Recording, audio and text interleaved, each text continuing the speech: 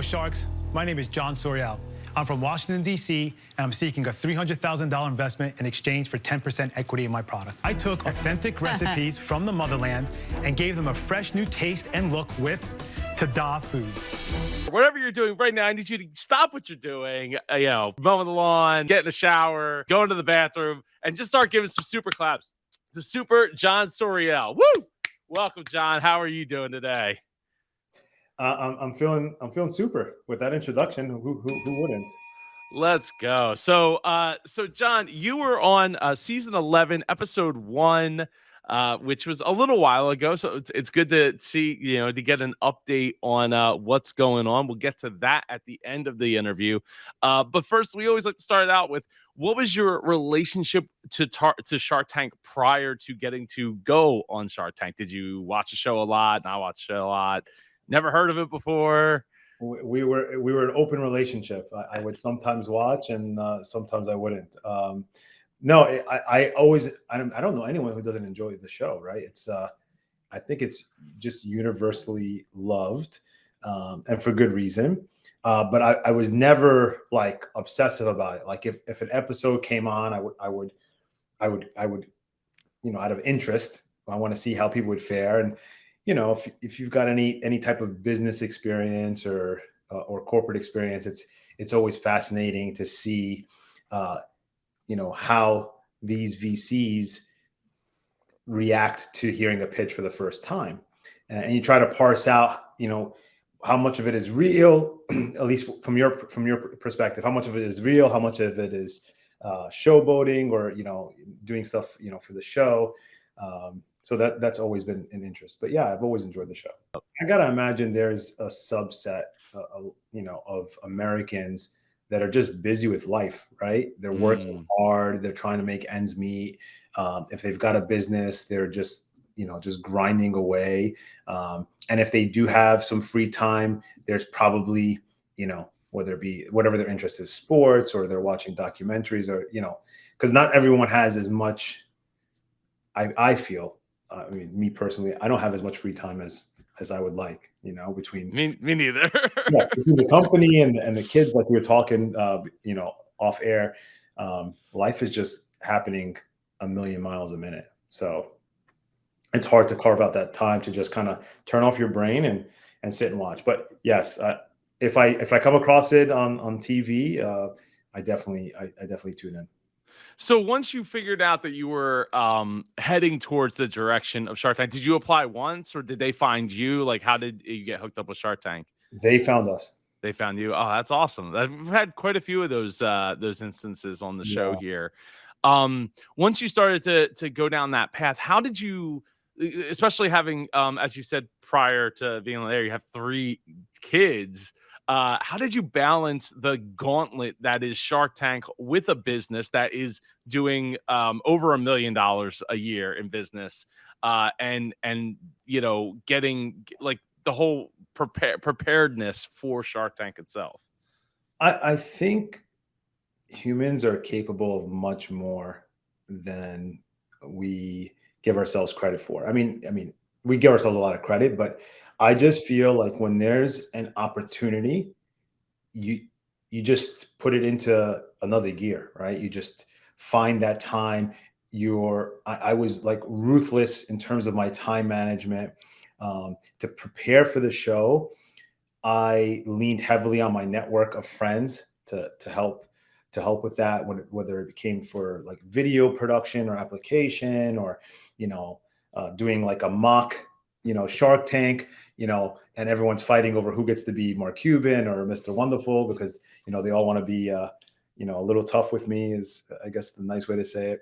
But it's just you find the time, and then it helps to have an amazing wife who has always supported me, and she works full time.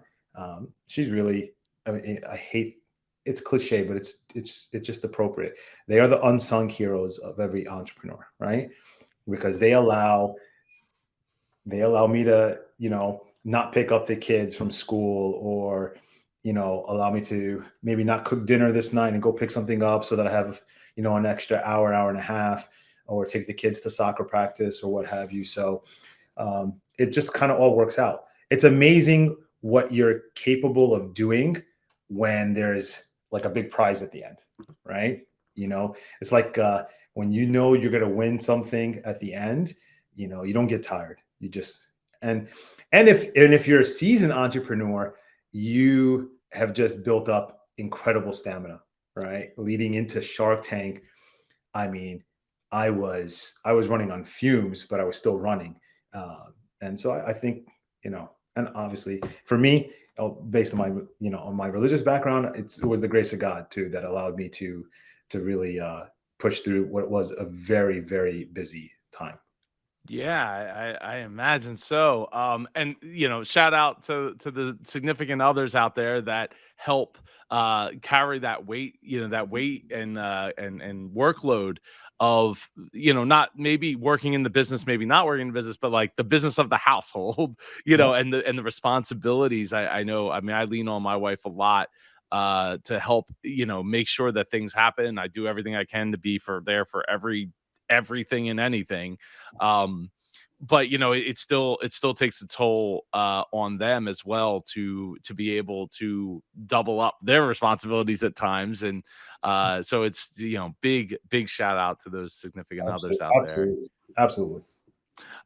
So okay, so going into Shark Tank, how did you work out your valuation, 300,000 for 10% offer? We took what was our running, our running 12-month sales, and we imparted just a 3x multiple on top line, which we know is we know that's not. Oh, I hate it when people say that's not how it's typically done, because there's always an exception to the rule, is there not, Joe? Right? They're yes. Yeah. Oh, it's anywhere 1.5 to 2.5 of EBITDA, and then you see a company that gets 6x of projected top line revenue, right? Or people are investing pre-revenue at it's a made up evaluation. Well, right? Tadah is a tech company, isn't it? That's what the T in Tadah stands for, I think. Yeah, exactly. T is for technology. We're also a blockchain, crypto, whatever the flavor of the month is. NFT, get your falafel NFTs today. But yeah, so it's we wanted it to be reasonable, and I actually have been accused of being extremely conservative, in my outlook on things. But I felt that was a valuation that recognized the fact that we weren't some mom and pop that were, we had created this recipe in our kitchen, and God bless, that's America's built on the mom and pop businesses, or it used to be. The story of, yes. Exactly. But we're in distribution. We have history. We have sales. We've won awards, right? We just happen to have gone through a very difficult downturn based on some manufacturing, and then it's very easy to go cash flow negative or get behind. And once you do, it's without some injection of or infusion of capital, it's almost impossible to dig yourself out of that. So we thought it was a fair valuation based on what I was bringing to the table with the company and what we had established, and it was for us really just riding the ship and injecting the necessary capital in order to continue improving sales. Yeah. I mean, it was a very touching story that your whole pitch, the whole block of video was very touching. Mm-hmm. And I mean, there's so many things that we'll get into when we actually get into the tank end of the story. But I think that having an outlook that is conservative isn't such a bad thing. I think that it's I don't necessarily think that it's like they say like scared money makes no money kind of thing, but I do think that there's something to it, because you can easily get into a place where you have one bad month, you have two bad months, you have three bad months, and now it's a bad quarter and things are looking real bad and you aren't sleeping at night. The weight of the debt is now on your back, not just like, oh, it's over there. Like, we know we're kind of paying it down. Like, we've made friends with the debt. No, now the debt is like sitting on your back, and you're carrying it everywhere. You're carrying it into your relationships, your family, your just your mental sleep, everything. So I think being conservative isn't necessarily the, worst thing that you could be. And when you're talking about food, and when you're talking about, okay, we went with a 3x multiplier on sales, as long as you have the markup to back it up so that you're able to make enough profit to pay back the value of that percentage or that loan that you're taking for the money, I think that you're pretty much in the clear. Like, you're not going to have that kind of stress level, because you're not constantly, as you said, falling behind, and with no real way to dig yourself out, without just like somebody saying, here's a lottery, like, ding, you want, you put it all on what you had on black, and there we go. We're back in the black. And the conservative outlook comes from experience, because I could tell you, when I was first starting the company, I was not conservative, right? When I was talking to my initial investors, the ones that I fought very hard to protect throughout that airing, and then later on, and to this day, when I first did my 5-year P&L projections, right, I had to make assumptions. Oh, we're going to get into this account, and we're going to move this many units per week. And it was all literally pie in the sky type of thing. And then you learn the realities of this new industry, because I came from the tech space. And you look at it and you're like, oh, okay, it's not just as easy as getting on the shelves. Retailers have category review cycles. Sometimes those cycles happen once a year. If you don't get approved in that cycle, then you're waiting 12 months, right? And this chain that has 1,000 stores or 500 stores isn't going to even look your direction for another, 11 months. And then you get on the shelf and, oh yeah, woohoo. But then you're not moving, 5 units a week per SKU, per location. It's 3 units or 2.5 or 4, whatever, And so like these wild, like straight line graph, or like skate ramp type of graph, 5-year P&L projections. Then you learn every time you have to go back to your investors and say, okay, we're recasting our projections, we're adjusting our projection, as you learn, right? And over the course of, now it's been for me 11 plus years, you learn to be a lot more conservative, and it's better to under promise and over deliver. Oh, ding, ding. Absolutely. For anyone watching, P&L is profit and loss. And I think the key thing there, though, is projecting. I think that there's a lot of entrepreneurs out there that either over project or don't project at all. And they're just kind of like, well, I made it work, so I just keep selling, keep moving it.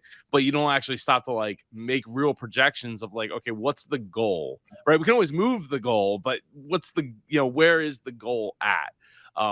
I'd say adjust the goal, maybe not move the goal, because you're not like, moving it as so much as maybe adjusting it down a little or up. But going into the tank, how were you feeling about your pitch and your offer and everything that was going on with the business? Because I mean, here you are. That's such a bad pitch.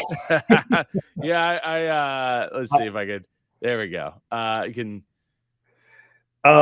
So going into the tank, so something about myself, like most people don't know, but I mean, the people that are close to me know, I'm usually pretty confident and laid back. And, growing up in New York and kind of, you have certain life experiences that put things into perspective, and then doing mission work and traveling abroad and seeing different things. I kind of have a bigger picture type of perspective on things. So I try not to get overwhelmed in the moment.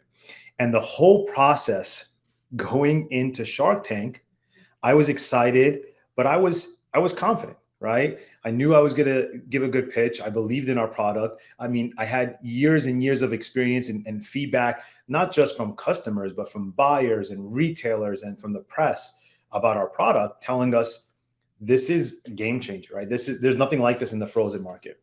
But then you wait outside those doors, right? And, they've got the producers and they've got the ear mic, Tadah, Tadah on set, whatever. And they're getting ready to open it up. And I would like all of the rehearsals, where you don't see the sharks, right? So you do the rehearsals, you do your pitch, you practice it. You have people that are kind of helping you with that. I was confident, I was calm, but right at that door, I felt my heart beating super fast. So I picked up my Apple Watch. I was at like 168 beats per minute. And I'm in fairly good shape. So like I have to be working really hard, like running or on a bike or playing basketball to get my heart rate. And my heart, and I at that moment, I said, if I go out there this amped up, this nervous, I'm going to bomb. So as I'm walking that, the plank or whatever it is, the corridor that leads to the room, I'm praying. I'm just praying. I was like, God, please give me peace. Please calm down my heart rate, let this go according to your will.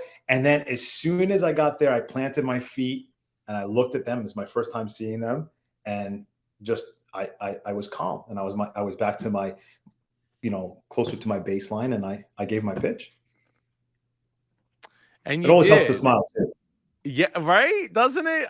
That's what I always tell my kids, just pause and smile, and, and maybe go get a good laugh in. I had to do that to my daughter earlier. Like she was having a bad day. So I'm like, all right, we'll go watch some SpongeBob and then, have a snack and then come back to it, and we'll get it done. But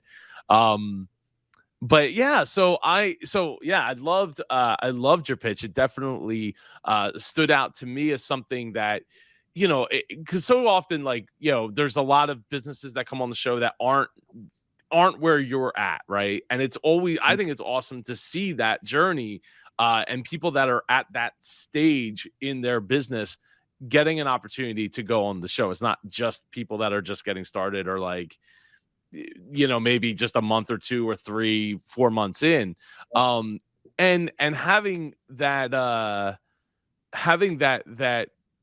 moment of reality of like, the business is not, doing as great as it was. Like if you had come in like, 3 years earlier, I'd be like, hey, we're riding high and yeah, we're conservative, but like everything's going well.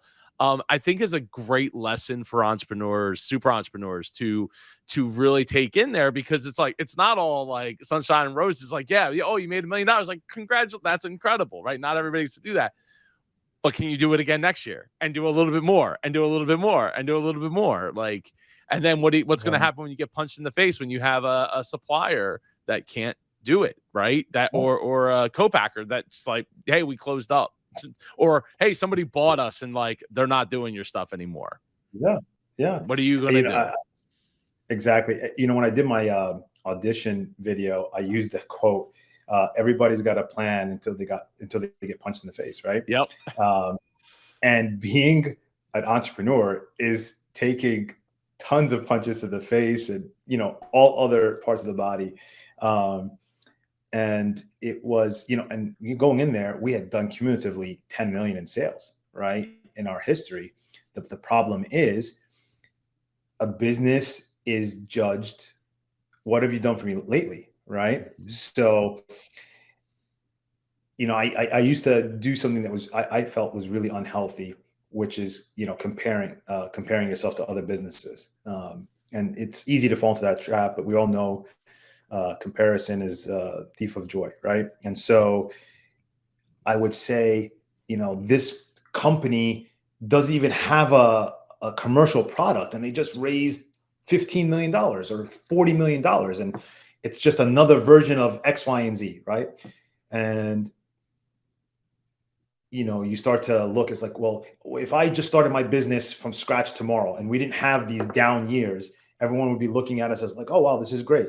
But people need to understand, business is very rarely, I think there's lots of books and statistics on the number of businesses that actually succeed. But I think even more rare is business is never, you're going from strength to strength to strength and growing and growing and growing and growing. And this, it should have an upward trajectory, but sometimes you're taking one step forward and two steps back, right? And then, it's like you grow in fits and spurts, right? Is what, I've heard people describe it as. You have a solid year, and then, you go on Shark Tank and things are looking good, and then COVID, right? And, what are you going to do? And, factories are closing down, and trucking costs increase by, a factor of 3 or 4.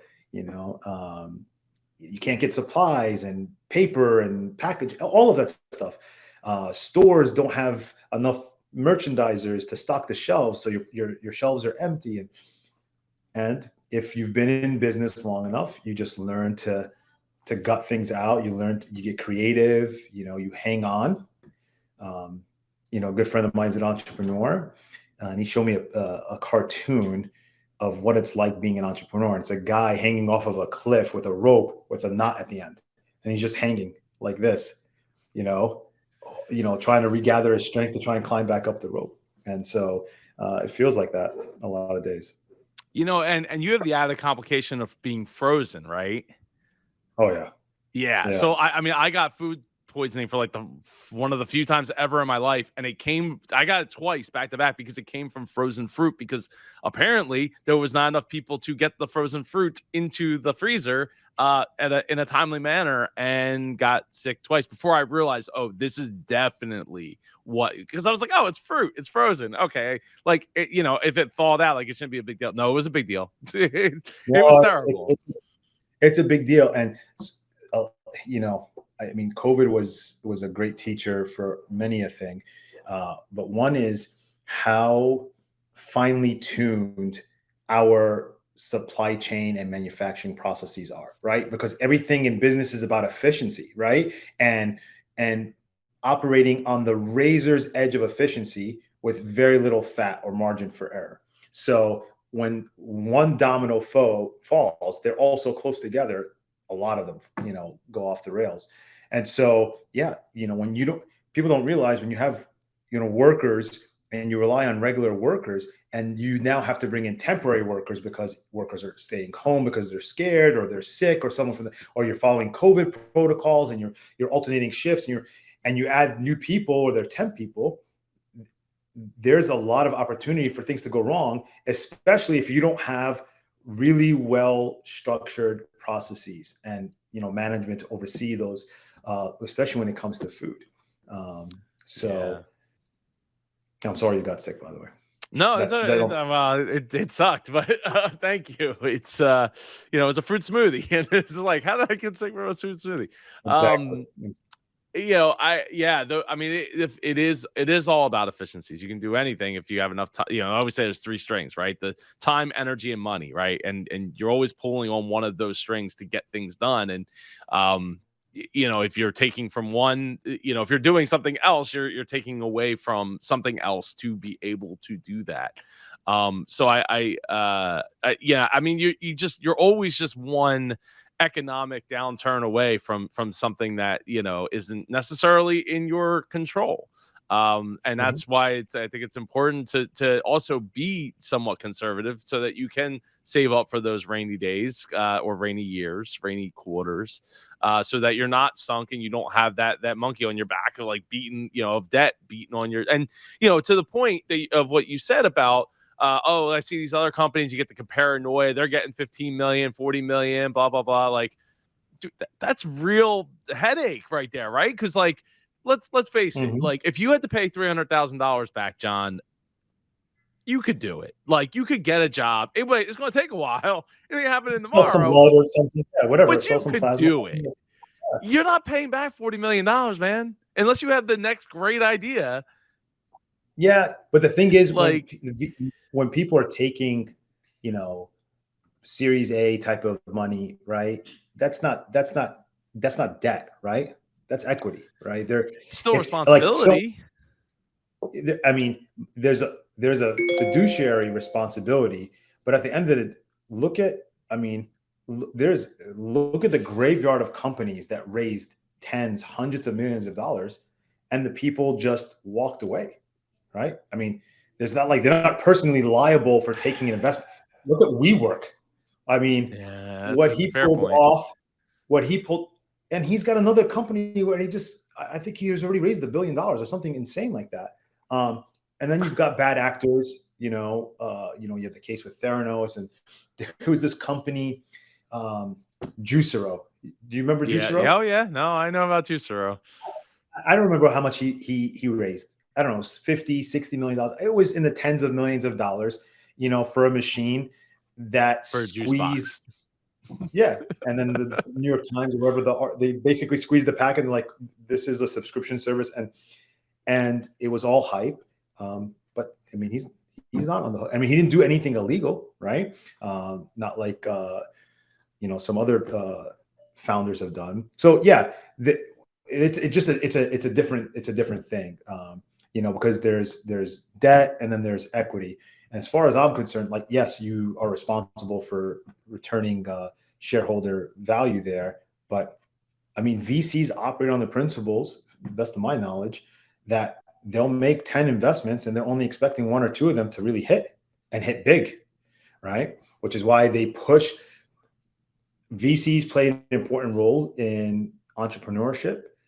I don't know if in recent years it has been to the benefit of founders, because I feel like once you take on that type of money, you get pushed into doing things, or doing things at a pace that you wouldn't normally do it, and it's ripe for it's ripe with peril.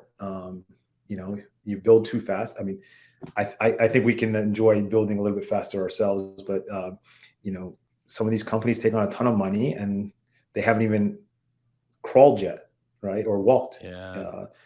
So Well, I think that that's, in your case, the added complexity of the frozenness of a product is you can't you can't afford to grow too fast and then have products sitting somewhere that isn't going anywhere. It's expensive, and then you're just throwing it out. Like, it's wasteful.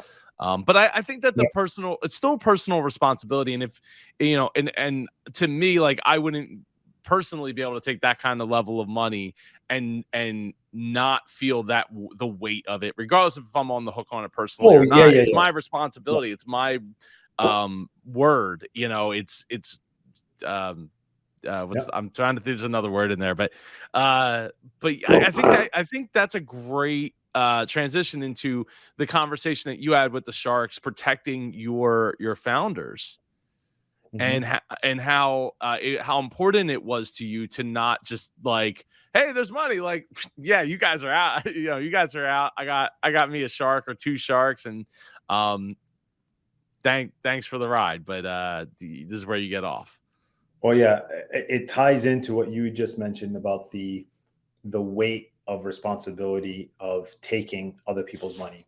Um, and when it's people that you care about, or people within your circle, your social circle, family members, friends, then it weighs even more heavily, even though the numbers aren't as big.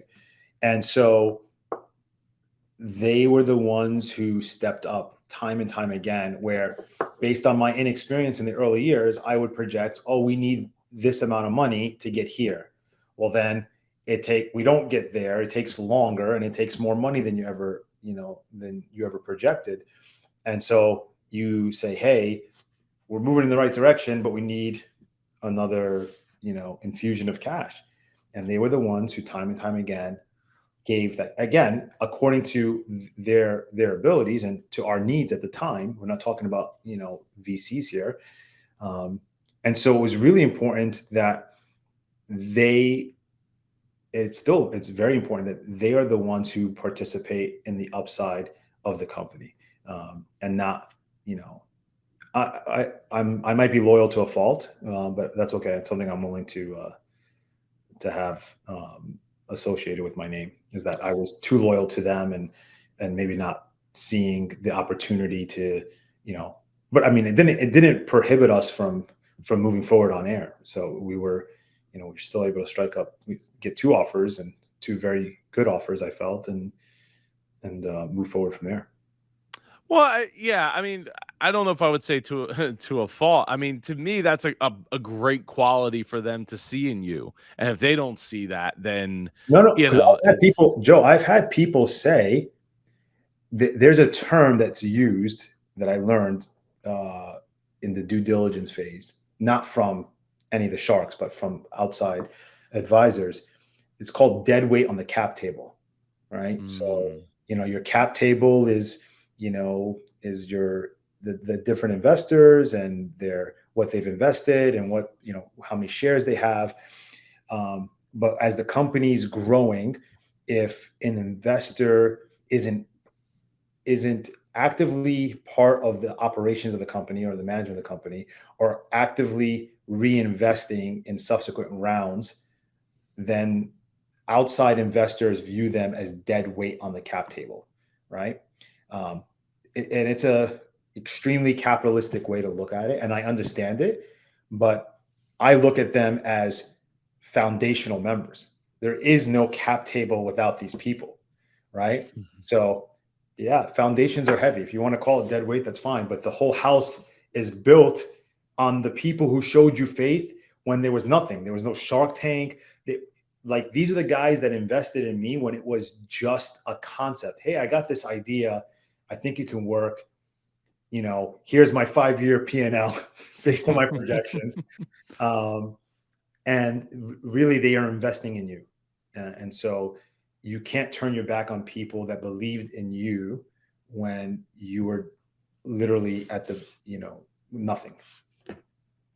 Absolutely. I mean, loyalty to me is not everything, but it's pretty darn up there on the list of things that are important, that I'm not going to get run over by people that I've gone and put my neck out for, in the process. I know we're running low on time here, so real briefly, I wanted to touch on just a couple of things. One, I love that you are so passionate about giving back with the company, and in injecting that into as part of the company. So would you like to speak to that a little bit? Yeah, there are a lot of people who lead with their hearts. Okay. I've never believed I was that person. I'm an engineer by trade. I'm fairly logical and data driven. I have a creative side as well, and so, but I never thought of myself as being a softie, you know. And Should I pull up you crying? Is that no, is oh that my what you're god, okay, I please won't. don't. That was so. When we watched it with my family, my kids were mortified. In fact, one of my kids said, "Dad, you sound like a mouse," right? Because people don't realize your adrenaline is surging, right? And it's pressure, and they have to edit it in. I'm in there for like 45 minutes, 50 minutes, and it was contentious. We're going back and forth, and I'm fighting for a deal because I really wanted a deal. I needed it. We needed a deal, and Daniel asked that one question. I know we're off topic from what you originally asked, but he asked that one question. And the combination, when I answered that question, it made me think about, the things I've seen in other parts of the world, the people who are really suffering, and the people that we want to help. And I thought about my wife and my kids and all the sacrifices that she made, right? She deferred a lot of her dreams to support me. In that moment, that pressure cooker, adrenaline filled moment, I just became overwhelmed with emotion.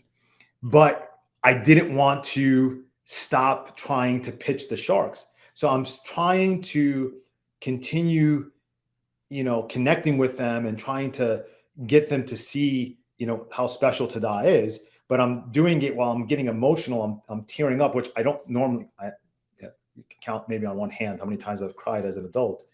And so it came out as me like the squeaky voice. And, I don't read too many comments, after the show, post show, but, people are like, oh, here we go. The waterworks. It's all staged. Da, da, da. No, it's not. It's people like fighting for their houses, right? If you've secured debt and put your house as collateral, like all of the emotion, everything you've put into the company comes to a boil. And that's part of the magic of Shark Tank.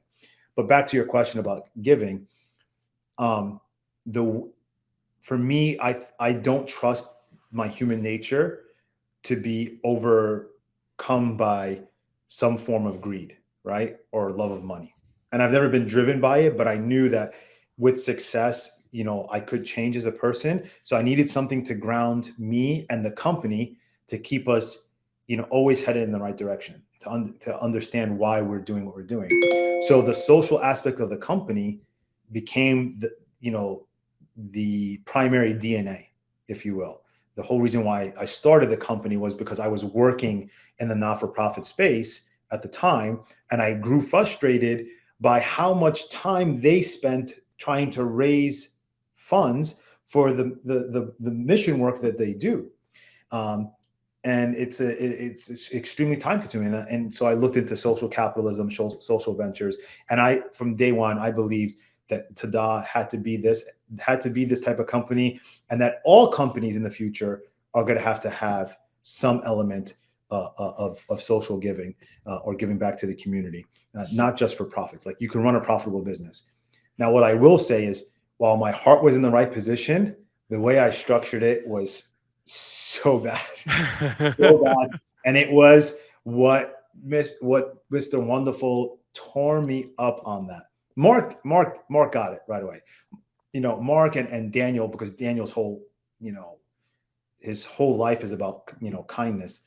Mark's like a cyborg. Like, you see Mark, he's, the other sharks are kind of like, kind of getting in it, and they're fighting and they're not understanding and everything. And Mark's kind of like off on the side, and he's like, he's like off to the side. And he does this thing where he leans back and he just looks at everyone, and he understands the situation. I feel a little bit quicker in some instances. And in my case, he got it. And he even at one point was advocating. He's like, guys, what's so hard? It's 4 guys. They founded the company, and they've allocated a portion of their equity to give back to charity, right? He understood it. He didn't get caught up in the semantics, and he just kind of like distilled it down to what it was. And he gets frustrated because they're wasting time kind of beating me up on that. But yeah, I think really, to be successful in life, you should not just do things, in pursuit of money. In fact, I think that's an awful reason to start a company, to be honest with you. 1,000,000% agree. 1,000,000%. So I know we're just about out of time. But real quick, you did close your deal with Daniel. We did, not what was agreed to on air, but yes. Oh, that's great that you were able to get it to close. And yeah, a lot of people don't realize that isn't always the deal that ends up at, after due diligence, and if the show airs and then things get like crazy afterwards, and it's like, it's not really worth what we was, especially being conservative. So before heading up Shark Tank. So that's awesome. Did you do a big launch party or watch party? We did. I'm Coptic Orthodox, and so we have a big community of supporters and friends, and they all showed up with my family. And I'm not one of those people that like seeing themselves on TV, but everyone else loved it, and it was like definitely one of the high points, that I've experienced as an entrepreneur. That's awesome. And sales were good that night, I hope. We're not primarily a direct-to-consumer business. We're more of a retail business. That's true. Yeah. We did try to get a direct-to-consumer site up and running, but with limited time and not really a lot of experience in that. Again, frozen. Direct-to-consumer is it's different than tossing it in a box and sending it on its way. Exactly. What does the future of Tadah look like today? Well, I have to imagine that we're going to have additional challenges because, the last couple of years have been extremely challenging, but we are really fortunate. We've got a really loyal customer base. We've actually rolled out in Walmart stores. So Walmart stores are testing out the product, and we're actively working on bringing some new product concepts to the marketplace. And we want to keep pushing. We want to get people eating food that's, healthy and convenient and tasty, and kind of maybe takes you a little bit outside of your comfort zone in terms of the the type of cuisine that you eat, but we're trying to broaden people's palates and get them on a healthy, tastier way of eating. That is wonderful. And everyone should go check out TadahFoods.com. Finally, before we get out of here, how did you find out about the video? Since you apparently don't want to watch yourself crying, did somebody? No, every now and then I will Google our name to see, if anything has popped up from like a media standpoint, because post-show there's so much media coverage. And I think, we got like close to 140 million online impressions, in about 38 or 39 different web publications. Wow. And so, every now and then, I just try to monitor, what consumers might be saying, maybe not on our website or on social media, but like on different websites. So I just Google it, and then it showed like because people put like funny fan videos and stuff like that. And then I saw yours, and I thought it was a great concept, right? Where you're kind of like breaking down the business aspects for those interested in learning more about how stuff is made and how businesses are built. And as am I, because I learn as well. Like that's part of the black and white belt, right? Is you're teaching as well as you're learning. Because I don't know anything or much about the frozen food industry myself, except for Shark Tank. And neither do I. And you know what? Anybody I'm tells just you faking otherwise is pulling your chain. I'm 11 years in, and I'm still faking it. I love it, John. Thank you so much for taking the time to be here today. It's an absolute pleasure. Welcome back anytime. I know you have a huge busy schedule, so we're going to get out of here. I appreciate you watching to the end. I'll see you in one of these two videos over here. If you want to watch John's pitch, click up here. Take care and go be super. Later, guys. Thank you.